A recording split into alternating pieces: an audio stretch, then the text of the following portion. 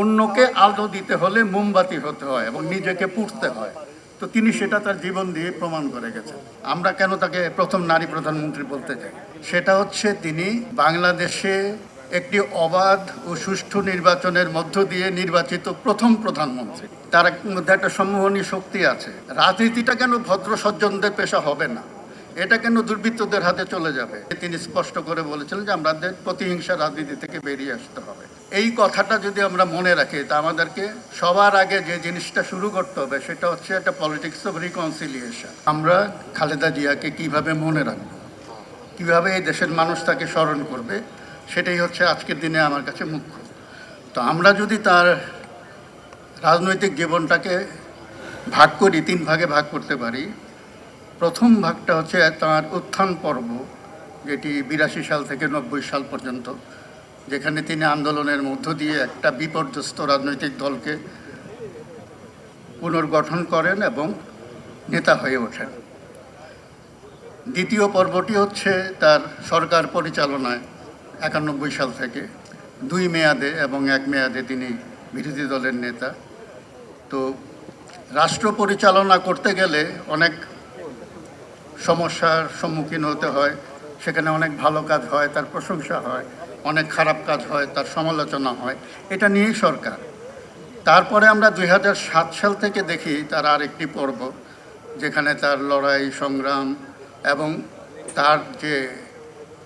তাকে যে ভিক্টিমাইজ করা হয় নানানভাবে, সেই পর্বটা।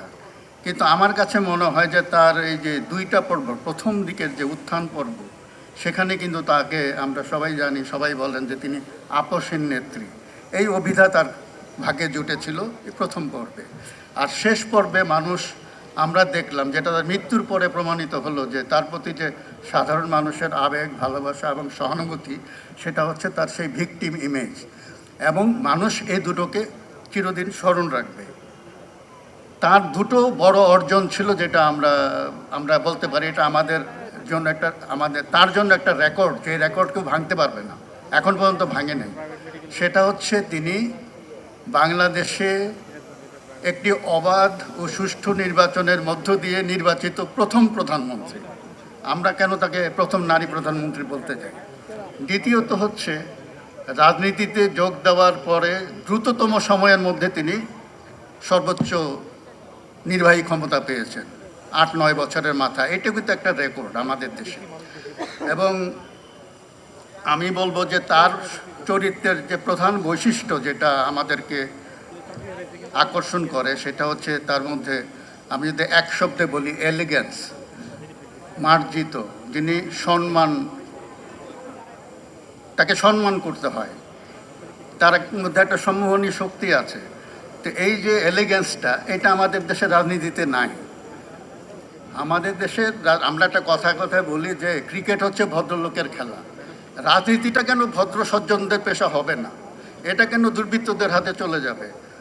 ওনার যে শেষ বক্তব্য, যেটা আমরা শুনলাম 24-এর 7ই আগস্ট, যিনি ভিডিও বার্তা দিলেন মুক্ত হওয়ার পরে প্রথম তার যে বক্তব্য, সেখানে তিনি স্পষ্ট করে বলেছিলেন যে আমাদের প্রতিহিংসা রাজনীতি থেকে বেরিয়ে আসতে হবে।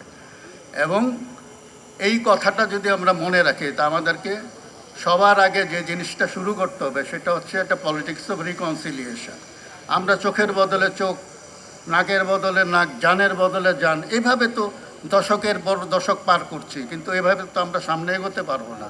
কোথাও না কোথাও আমাদেরকে এটা শুরু করতে হবে। আমরা যদি হাততালি পাওয়ার জন্য গালাগালির রাজনীতির দিকে চলে যাই, সেটা খুব সাময়িক হাততালি হয়তো আমরা পাবো, কিন্তু আমরা রাজনীতিটা আলটিমেটলি কিন্তু বখাটেদের হাতে ছেড়ে দিচ্ছি। সেটা আমাদেরকে মনে রাখতে হবে এবং এই কথাগুলো স্পষ্ট করে বলতে হবে আমাদেরকে। আমি তার সম্বন্ধে, যে তাকে নিয়ে একটা বই লিখেছি, তার উৎসর্গপত্রে আমি একটা কথা লিখেছি, সেটা জালালউদ্দিন রুমির একটি উদ্ধৃতি তার কবিতা থেকে, যে মোমবাতি হতে হলে, অন্যকে আলো দিতে হলে মোমবাতি হতে হয় এবং নিজেকে পুড়তে হয়। তো তিনি সেটা তার জীবন দিয়ে প্রমাণ করে গেছেন।